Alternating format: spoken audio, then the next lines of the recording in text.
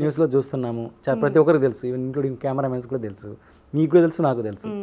మనకు తెలిసిన న్యూసెస్ ఏంటంటే తెలుగు వాళ్ళు మీరు అన్నట్టు టైంకి రాలేరు, ఇవన్నీ కాదు, అందరూ కాదు. కానీ హిందీ వాళ్ళు అంటే ఇది ఈ వర్డ్ నేను యూజ్ చేయలేదు నాకు తెలియదు, but just discuss as a audience, as a normal common మ్యాన్గా డిస్కస్ చేస్తున్నాను. నార్త్ వాళ్ళు అంటే దేనికైనా కాంప్రమైజ్ అయిపోతారు అనే ఒక I mean to say like ఎవరైతే నార్త్ అనే కాదు, ఈ బయట హీరోయిన్స్, సో ఇప్పుడు మీరు 20 days ఈడే ఉండిపోతున్నారని మీరు అంటున్నారు కాబట్టి చెప్తున్నా. దానికి కామన్ మ్యాన్గా ఎవరు అడిగినా చెప్పేది ఏంటంటే వాళ్ళు గ్లామర్ షో చేస్తారు, ఎక్స్పోజింగ్ చేస్తారు, సో దేనికైనా కాంప్రమైజ్ అయిపోతారు అనే ఒక ఇదైతే ఉంది మేడం. దాన్ని మీరు మీరు అన్నారు కదా, కామన్ ఆడియన్స్ అంటున్నాను. నేను కూడా సేఫ్ జోన్లో చెప్పట్లేదు, నేనేం చెప్తున్నా అంటే ఫస్ట్ థింగ్ నాకు అట్లా స్టార్గా వచ్చిన వాళ్ళు ఎవరైతే పరిచయం లేరు. ఫస్ట్ థింగ్ వాళ్ళకి ఏం జరిగింది నేను చెప్పడానికి, పోనీ ఇటు నుంచి పోయిన వాళ్ళు కూడా నాకు పరిచయం లేరు, వీళ్ళకేం జరిగింది చెప్పడానికి. పరిచయం అవసరం లేదు కదా మేడం. మనం అదే అందరు అనుకునే గాసిప్స్. అప్పుడు నేను కూడా మీ దగ్గర 10 మంది ఫిల్మ్ స్కూల్ ఉంది, మీ దగ్గర 10 మంది అమ్మాయిలు వస్తారు, 10 మంది అబ్బాయిలు వస్తారు. సరే అబ్బాయిల నుంచి పక్కన పెట్టు, ఆ 10 మంది అమ్మాయిలు ఒక్కరన్నా ఎక్స్పీరియన్స్ ఫేస్ అయ్యి మీతో షేర్ చేసుకుంటారు కదా మేడం, నాకు ఇలాంటి సిచ్యువేషన్ వచ్చింది, ఇలా సమస్య వచ్చింది అని. నేను ఇక్కడ చెప్పేది, నేను ట్రైనింగ్ ఇన్స్టిట్యూట్ పెట్టిన తర్వాత నేను మీకు చెప్పిందే అది. చాలా మంది ట్రైనింగ్ అయ్యి రావాలి, అమ్మాయిలే కదా అబ్బాయిలు కూడా అని. ఇన్స్టిట్యూట్ పెట్టిన తర్వాత నేను కొన్ని ఇన్స్టిట్యూట్ పరంగా కూడా చూసినవి ఏముందంటే, చాలామంది మాకు స్వతహాగా వచ్చు అని అనుకుంటున్నారు. ఓకే, అందులో ఎస్పెషల్లీ అమ్మాయిలు అయితే ఇంక బై డిఫాల్ట్ అనుకుంటున్నారు. సో వాళ్ళకి మనం ఏం చెప్పలేము అంటే, నేర్చుకున్న వాళ్ళు చాలా తక్కువగా నేర్చుకున్నారు. హీరోయిన్ క్యాండిడేట్ ఉన్న వాళ్ళైతే ఆల్మోస్ట్ వచ్చి నేర్చుకోవాలి అంటే, నేను ఎక్కడైనా ట్రైనింగ్ చేయాలన్న ఇంటెన్షనే ఉండట్లేదు ఫస్ట్. ఓకే, అంటే మరి ఇదే మీరు అన్నట్టు ఇదే బాలీవుడ్ నుంచి వచ్చే హీరోయిన్స్ ప్రతి ఒక్కరు అక్కడ నాటకాలు చేస్తుంటారు. బాంబేలో వెళ్తే స్ట్రీట్కి థియేటర్ ఆర్ట్స్ ఉంటాయి, వాళ్ళు ఏదో థియేటర్లో పార్టిసిపేట్ చేస్తుంటారు. మరి ఇదే విషయం మీరు ఇక్కడ అనండి, ఇక్కడ ఎంతమంది థియేటర్లో పార్టిసిపేట్ చేస్తుండొచ్చు? మీరు ఆన్సర్ చేయండి. కానీ చిన్న వాటిలో అంతా చేస్తూ వస్తారు కదా మేడం. కాదు, కరెక్ట్ నాటకం అని ఎందుకు అన్నానంటే, ఒక లెంతీగా ప్రాక్టీస్ చేస్తారు, ఒక డెడికేషన్ ఏర్పడుతుంది, రిహార్సల్స్ టైమింగ్ ఏర్పడుతుంది. అంటే ఏదన్నా ఒక పని చేసినప్పుడు దాని ద్వారా వచ్చేటి చాలా ఉంటాయి. దాన్ని మనం ప్రతిసారి ఇప్పుడు టాపిక్ మీద కూర్చుంటే బయటకు వస్తాయి. ఇప్పుడు థియేటర్ చేయడం అంటే మనం ఒక్కరిని చేయడం కాదుగా, 10 మంది కోఆర్డినేషన్ ఉంటుంది. 10 సార్లు నాకు యాక్టింగ్ వచ్చినా నేను రిహార్సల్స్కి పార్టిసిపేట్ చేయాలి, టైం మీద ఉండాలి.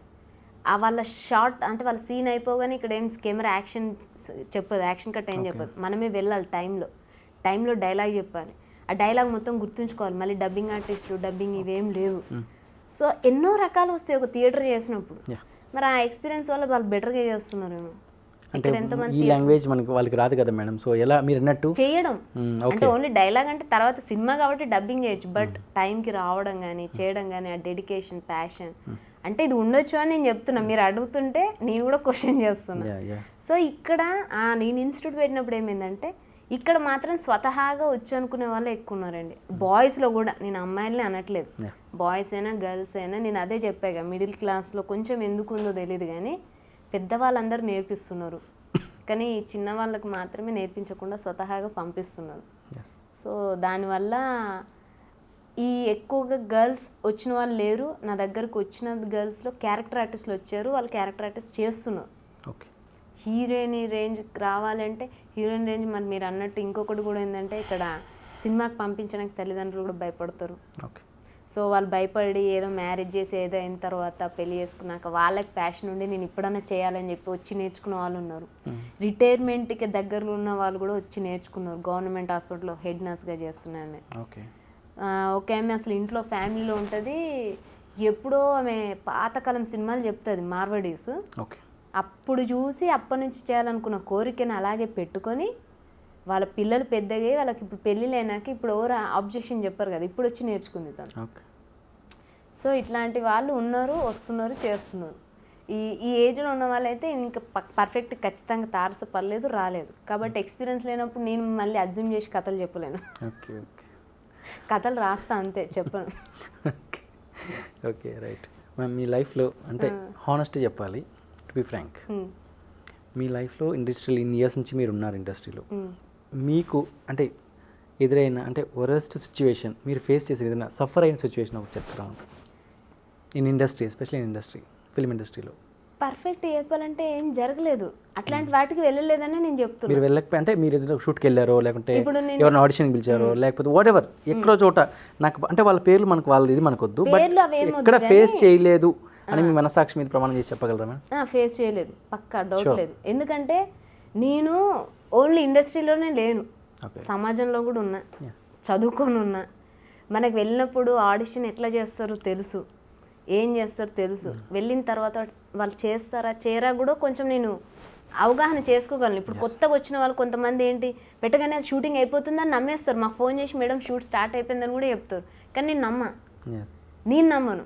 ఎందుకంటే నేను చిన్నప్పటి నుంచి ఇండస్ట్రీలో ఉన్నప్పుడు అందులోనే ఇప్పుడు కొత్తగా నేను సముద్రంలో ప్రయాణం చేయట్లే. మా డాడీ ఆల్రెడీ షిప్ నడిపాడు, ఆ పడవ మునుగ తేలుతూ వస్తుంది. మా డాడీ యొక్క ఒక 30 years ఎక్స్పీరియన్స్ ఉంది కదా, అదంతా తీసి ఇట్లా పెట్టేశాడు అన్నట్టు బ్రెయిన్లో. మనం అంటే స్పూన్ ఫీడింగ్ టైప్ ఎక్స్పీరియన్స్ అంతా ఉంది కాబట్టి మనుషులు ఏం చేస్తారు ఏం చేయరు ఎవరు ఏం చేస్తారు తెలుసు కాబట్టి నాది ఇక్కడే కదా. నేను ఆడిషన్ అది ఒకవేళ పర్ఫెక్ట్ కాదని తెలిసిపోతే నేను ఆ డోర్ ముందు నుంచి వెళ్ళిపోతాను, ఇంకా లోపల దాకా వెళ్ళి ఎక్స్పీరియన్స్ చెయ్య. నేను మంచి లేదంటే ముందు నుంచి వెళ్ళిపోతా. అసలు ఫస్ట్ నేను ఆడిషన్కి ఈజీగా అటెండ్ అవ్వను. ఫోన్ చేస్తే చాలామంది పిలవగానే ఆ సార్ అని వెళ్తారు. మీరు అన్నప్పుడు అట్లాంటివి జరగవచ్చు. నాకు జరగకపోవడానికి రీజన్ మీకు చెప్తున్నా ఏంటంటే, నాకు ఫోన్ చేస్తే నేను ఫస్ట్ ఫొటోస్ చూసారా, పర్ఫార్మెన్స్ నచ్చిందా, అట్లా అంటే డిమాండ్గా కాకపోయినా ఓకే అండి నచ్చిందా మీకు క్యారెక్టర్ ఏదైనా అట్లా అనుకున్నారని కామన్గానే అడిగి తెలుసుకుంటే తెలుస్తుంది వాళ్ళ ప్రొడక్షన్ గురించి. తెలిసిన తర్వాత ఓకే అనిపిస్తేనే వెళ్తాను నేను, అంతేగాని ఊరికే వెళ్ళను. అట్లా ఒకవేళ వెళ్ళినా కూడా 2-3కి వెళ్ళాము అనుకో, వెళ్ళిన తర్వాత అంటే ఒకసారి వన్స్ వెళ్తాం కదా, మళ్ళీ వాళ్ళే ఉంటే పిలుస్తారు. ఇప్పుడు నేను వెళ్ళిన తర్వాత నా పర్ఫార్మెన్స్ అయితే చూస్తారు కదా, సో నచ్చి నేను ఎట్లాంటి క్యారెక్టర్ తెలిసిన తర్వాత ఆ పర్ఫార్మెన్స్ నచ్చితే వాళ్ళే కాల్ చేస్తారు, మరి మీది ఇట్లుందని. లేదు అని మీరు అన్నట్టు మనమే పదే వెంబడి పడితే అట్లాంటి సిచ్యువేషన్స్ ఎదురవ్వచ్చు, మరి చెప్పలేం. కానీ నేను చేయలేదు కదా కాబట్టి ఎదురు కాలేదని చెప్తున్నా. మా డాడీ ఏంటంటే చాలా కంఫర్ట్ జోన్లో, లైఫ్ని మాత్రం చాలా కంఫర్ట్ జోన్లో పెంచాడు. ఈవెన్ స్కూల్కే పంపించకుండా టీచర్లు కొట్టకుండా పెంచాడు అంటేనే మీరు అర్థం చేసుకోవచ్చు. ఫుడ్కైనా దేనికైనా ఏదైనా కంఫర్ట్ జోన్లో వెళ్తే కూడా. నేను యాక్చువల్గా ఒక్కోసారి ఒక 1 year మొత్తము అక్కడ నిజాం కాలేజ్ నుంచి నైట్ ఇంటికి సీతాఫలం మండికి వెళ్ళినప్పుడు నేను ఈ గగన్ మహల్ రోడ్ ఇలా వెళ్ళేది. ఊరికే చెక్ చేస్తుంటే డాడీ ఏమన్నాడు, అటు నుంచి ఎందుకు వస్తావు మమ్మీ, మంచి ట్యాంక్ మ్యాన్ నుంచి రా, అది చూస్తూ ఎంజాయ్ చేస్తురా అని చెప్పాడు. అంటే వచ్చే ట్రావెలింగ్ కూడా లైఫ్లో ఒక ట్యాంక్ మ్యాన్ చూస్తే అట్లా 1 year ట్రావెల్ చేస్తున్నా ఎంజాయ్ ఉంటుంది కదా.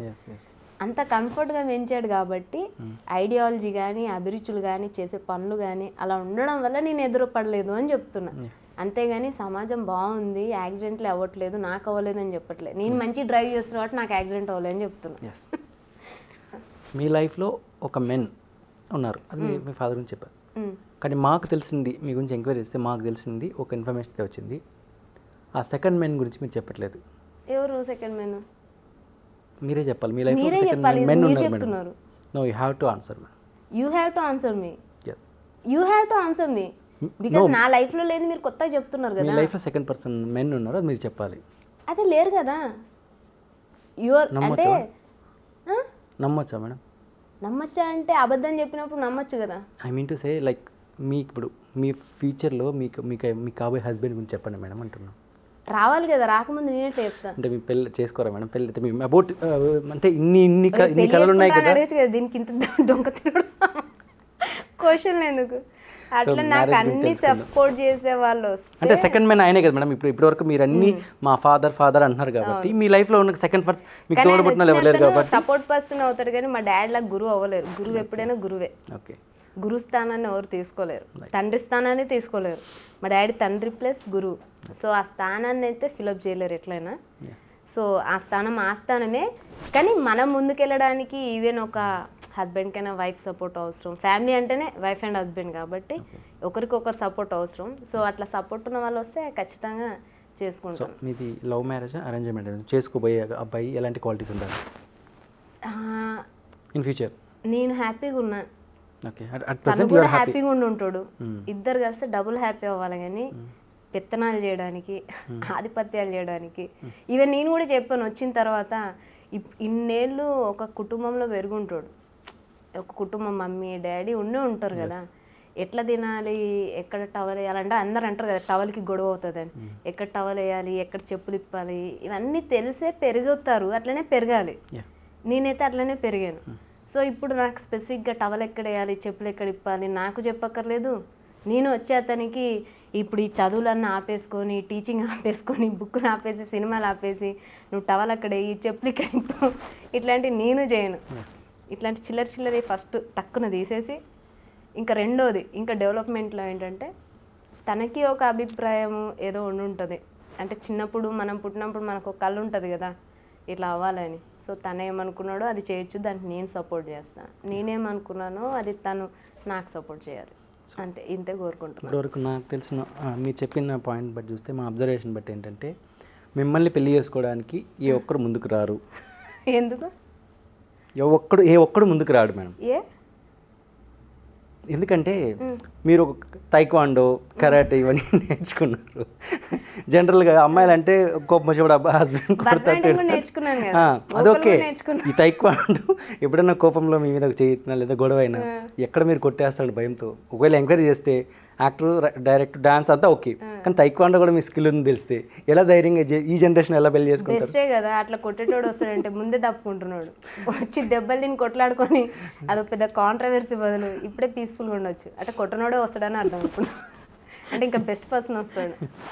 లేదు అతను కూడా తైక్వాండో నేర్చుకున్నాడు వస్తే మేడం ఏం గొడవలు పడద్దు, గొడవలు పడితే రాత్రి డిషిమ్ అవుతుంది, ఎందుకు వచ్చిన తంట అనుకొని ఫస్ట్ నోరు మూసుకుంటాడు. ఆ ఎక్స్పీరియన్స్ నాకు అవ్వదు, బెటర్ కదా నా లైఫ్, నేను ఫేస్ చేసే అవసరం ఉండదు. ఓకే, ఒకవేళ నువ్వు చేసుకునేవాడు కరాటే అదే తైక్వాండో వచ్చినోడే వస్తే మేడం? వచ్చినోడు వస్తే నేను కూడా బ్లాక్ బెల్ట్, ఆడైనా బ్లాక్ బెల్ట్ రెండు కలిపి అక్కడ పెట్టేస్తాను. పెడతారు అటొకటి ఇటొకటి పెడతా, అంటారు పెడతారు, నేమ్ ప్లేట్ పెడతారు కదా, మేము రెండు బ్లాక్ బెల్ట్ పెడతాం. అంటే మమ్మల్ని చూసి సమాజం భయపడాలి, మా ఇంటి జోలికి రావద్దని. మేడం ఇప్పుడు మీరు సక్సెస్ఫుల్గా వెళ్తున్నారు, ఇన్స్టిట్యూట్ కానీ క్లాసెస్ ఏవైతే ఉన్నాయి, అంటే అప్కమింగ్ మీరు చేసే మూవీస్ కావచ్చు, లైక్ మీ యాక్టింగ్ కావచ్చు, డైరెక్షన్ కావచ్చు, సో ఎలా మీ లైఫ్ని ఎలా ప్లాన్ చేసుకుంటారు మేడం? స్టార్టింగ్ అయితే నా ఫిలిం వచ్చేసి లేడీ ఫైటర్, మీకు చెప్పినట్టుగానే మంచి యాక్షన్ అండ్ కామెడీ ఫిలిం అది. అదొక 2 hours ఫిలిం. అందులో నిజంగా నేను తాయిక్వాండో బ్లాక్ బెల్ట్ అవ్వడం వల్ల రియల్ తాయిక్వాండో ఫైటర్స్ని పెట్టి చేసిన రియల్స్ అనేది. దాని నెక్స్ట్ నేను కళాకారు చేశాను. హీరో రోహిత్ గారు అండ్ నల్లికాంత్ గారు, షాజీ షిండే గారు, చాలా పెద్ద స్టార్స్ తోటి. నాది మంచి లీడ్ క్యారెక్టరు, డ్యూయల్ రోల్ ఉంటుంది. అది రిలీజ్ అవ్వాలి, ప్రొడ్యూసర్ గారు ఎప్పుడు రిలీజ్ చేస్తారో తెలియదు. అండ్ సూర్యవర్మ అని ఇంకోటి రీసెంట్గా చేశాను, అందులో 2 songs. అది టీజర్ రిలీజ్ అయింది, సెన్సార్ వర్క్లో ఉంది, రిలీజ్ చేస్తారు త్వరలోనే. మురళి గారు డైరెక్టర్ గారు, తనే నాకు కర్రసాం కూడా నేర్పించారు. అండ్ తర్వాత డైరెక్టర్ సాబర్ని ఒక ఫిలిం చేస్తున్నాను, అది ఫస్ట్ స్కెడ్యూల్ అయిపోయింది. 2వ స్కెడ్యూల్ మరి ఫారెన్లో షూట్ ఉంటుంది అది అనుకున్నారు, మరి ప్రొడక్షన్ ఏం చేస్తుందో తెలియదు, అది చేస్తే అది కంప్లీట్ అవుతుంది. అండ్ కొన్ని ఏవైనా ప్రాసెస్లో ఉంటాయి, కానీ మీరు అన్నారు కదా నేను తెలివిగా చెప్తున్నాను కాదు, కానీ నేను ఏదైనా అయిన తర్వాతనే చెప్పాలనుకుంటాను. ఎందుకంటే సినిమా రిలీజ్ అయిన తర్వాత కూడా, అది ఒకటి సినిమా ఉంది కదా రాఘవేంద్రరావు గారిది,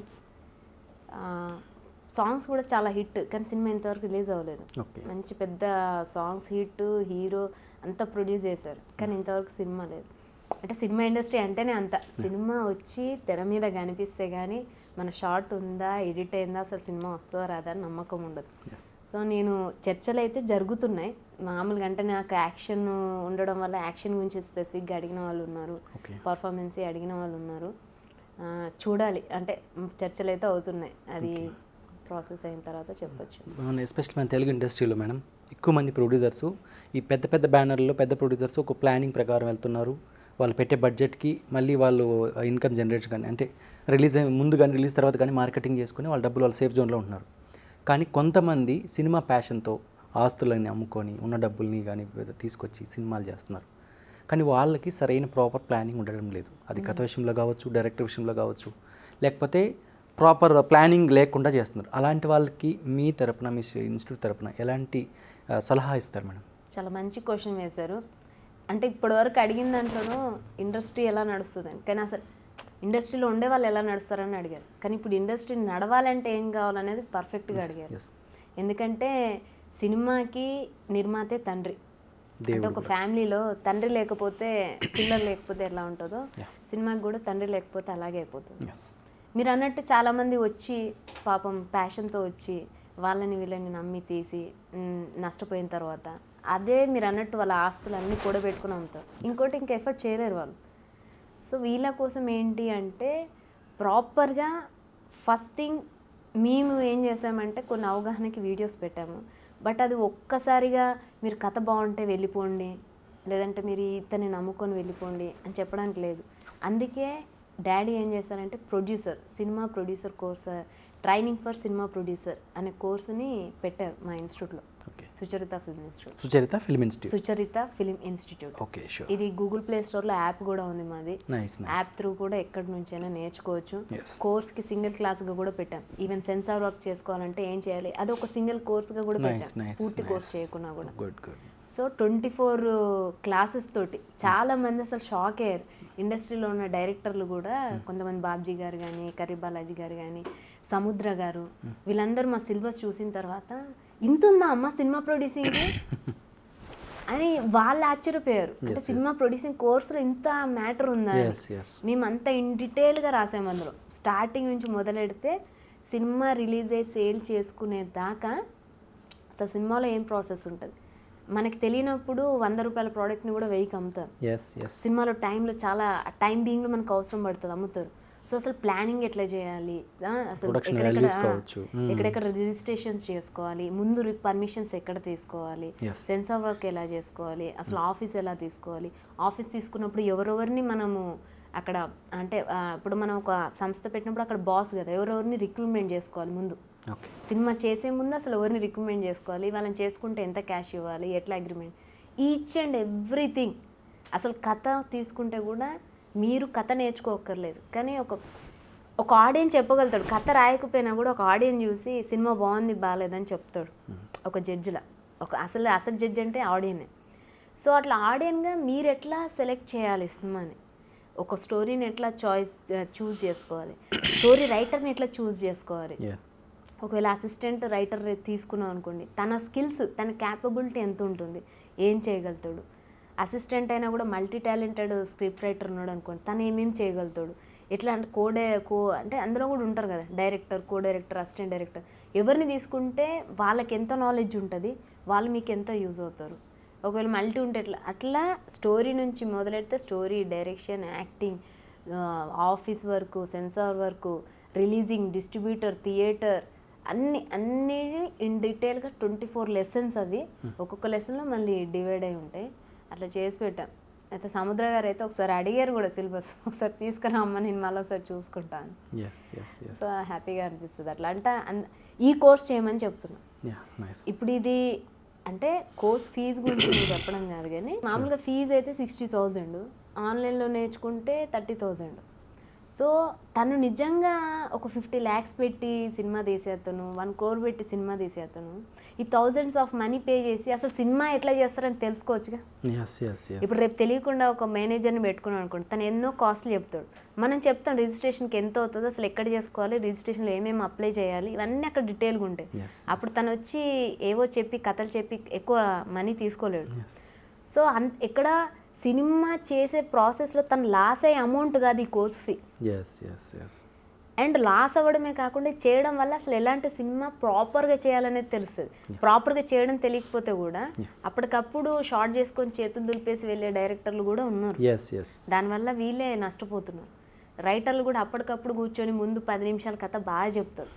కథ అనేది 10 minutesలో బాగా చెప్పాడు, మంచి క్యాస్టింగ్, మంచి నాగర్ గారు, మంచి పెద్ద పెద్ద క్యాస్టింగ్ ఉంది.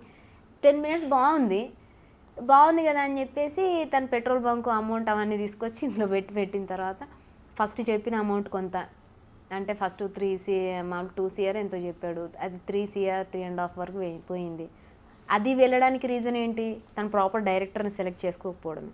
మా దాంట్లో అది కూడా ఉంటుంది, డైరెక్టర్ అంటే ఎట్లాంటి డైరెక్టర్ని సెలెక్ట్ చేసుకోవాలి, చేసుకున్నప్పుడు ఏమేమి ఇస్తే చూసుకోవాలి అంటే తను ఏం పేపర్ వర్క్ మీకు చూపించాలి, ఏమేమి పేపర్ వర్క్ చూపిస్తే అలా చూపించి పేపర్ వర్క్ ఉంటే అట్లీస్ట్ ఒక 10% అటు ఇటు తేడా వస్తుంది, కానీ ఇంత హ్యూజ్ అమౌంట్ తేడా రాదు, హ్యూజ్ డేస్ తేడా రాదు షూటింగ్లో. అంటే మనము డే స్కెడ్యూల్ ఇవన్నీ వేసేటివి ఉంటాయి కదా, వేసినప్పుడు అట్లా జరగదు. సో దానివల్ల అది నష్టపోయాడు. అండ్ సినిమా ఏమైంది అంటే 10 minutes కథ బాగా ఇంట్రెస్టింగ్ చెప్పాడు సార్, కానీ తర్వాత తీసేటప్పుడు సినిమా 10 నిమిషాలు లేదు కదా, 2 గంటలు ఇంట్రెస్టింగ్గా లేదు, ఆ వచ్చేటప్పుడు దాన్ని మంచిగా ప్రొజెక్ట్ చేయలేదు, అట్లా చెప్పారు. సో దానివల్ల ఏంటి లాభం అదే. ఇది కనుక నేర్చుకొని ఉంటే, మా దాంట్లో ప్రొడ్యూసర్ కోర్స్ కనుక ట్రైన్ అయి ఉంటే ముందే కరెక్ట్ డైరెక్టరా కాదనేది తెలిసిపోతుంది.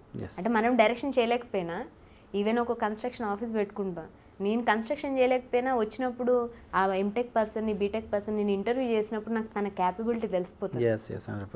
సో వీళ్ళకి ఈ కోర్స్ చేయడం వల్ల ఏంటంటే పర్ఫెక్ట్ రైటర్ని చూస్ చేసుకోగలుగుతారు, పర్ఫెక్ట్ డైరెక్టర్ని, యాక్టర్స్ని, అట్లా అంతా ఈ ట్రైనింగ్ చేయడం వల్ల సినిమా ఉంటే, ఒక సినిమా బాగా నడిస్తే తను ఖచ్చితంగా ఇంకో సినిమా తీస్తాడు. దానివల్ల చాలామంది టెక్నీషియన్స్కి, చాలామంది ఆర్టిస్టులకి ఉపాధి దొరుకుతుంది. అండ్ వచ్చిన ఆడియన్స్ కూడా ఎంటర్టైన్మెంట్ అవ్వాలి అని వాళ్ళు కష్టపడి సంపాదించిన మనీయే కదా అదైనా కూడా. సో అది పెట్టినప్పుడు కాసేపు రిలాక్స్గా చూసి అబ్బా సినిమా బాగుందని హ్యాపీగా వెళ్ళగలుగుతారు. సో అట్లా నిర్మాతలు కాపాడబడాలి అంటే వాళ్ళకి ఫస్ట్ ఈ ట్రైనింగ్ అనేది ఉండాలి స్వతహాగా. సో నిర్మాత బాగుంటే సినిమా ఇండస్ట్రీలో ఉన్న ప్రతి ఒక్క అన్ని డిపార్ట్మెంట్ వాళ్ళు కానీ అందరూ బాగుంటారు. సో నిర్మాత సినిమాకి దేవుడు. నిజానికి సినిమాలు అంటే 180 సినిమాలు 200 సినిమాలు వస్తాయి సంవత్సరానికి, అందులో 5-10 హిట్ కాకుండా మేజర్ ఫిలిమ్స్ హిట్ అవుతాయి. అట్లా